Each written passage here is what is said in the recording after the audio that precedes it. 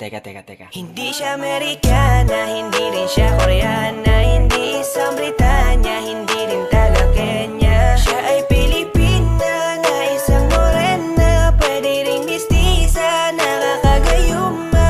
Hindi siya Amerikana, hindi rin siya Koreana, hindi isang Britanya, hindi rin taga Kenya. Siya ay Pilipina, isang Maria Clara, pwede ring chinita, nakakagayuma.